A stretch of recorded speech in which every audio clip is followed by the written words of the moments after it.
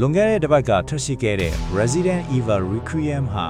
ဝေဖန်ရေးသမားတွေစီကချီးကျူးမှုတင်တဲ့အတူဒီလောက်ထိအောင်မြင်လာမဲ့ဆိုတာတန်တရားဖြစ်เสียတော့မလိုခဲ့ပါဘူး။လက်ရှိမှာဝေဖန်ချက်ပေါင်း121ခုအပေါ်အခြေခံပြီး Metascore 88မှတ်အထိရရှိထားတယ်လို့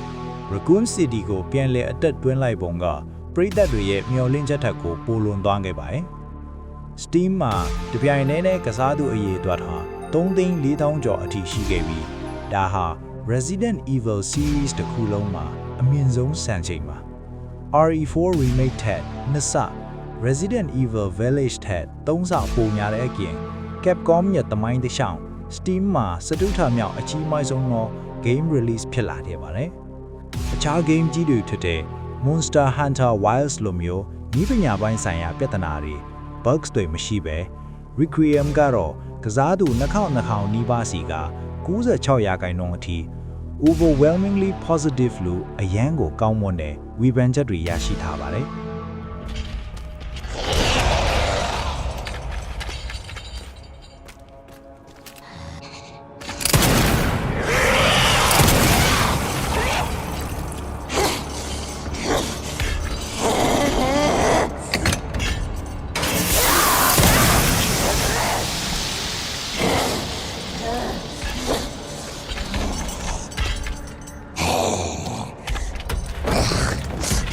အယောင်စင်းမှာလည်းပထမတစ်ပတ်အတွင်းမှာတဲ့အချက်ရည်မားသိန်းကျော်ရောင်းချနိုင်ခဲ့ပြီး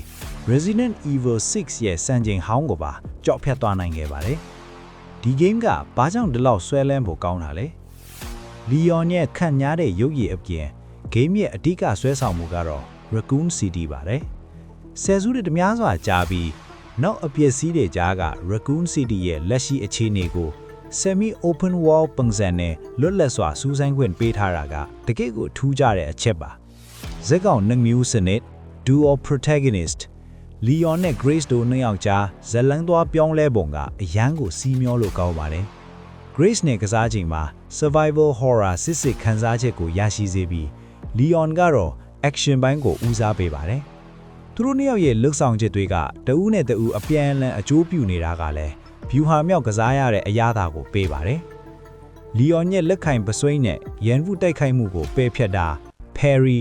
Grace ရဲ့စေးထိုးရဲ့ craft လုပ်တာတွေက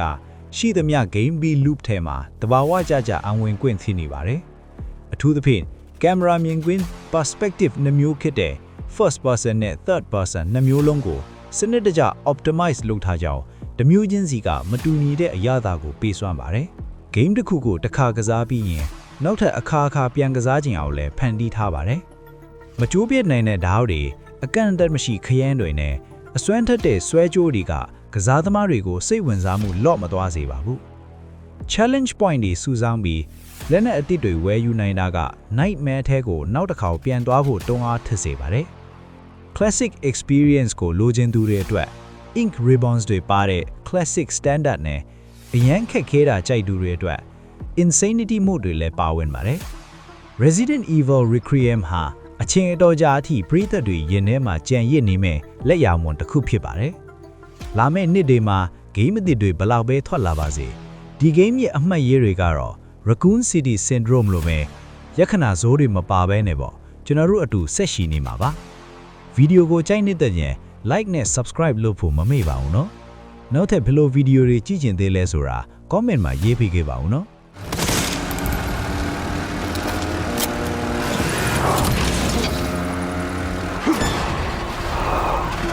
Pups could use more training.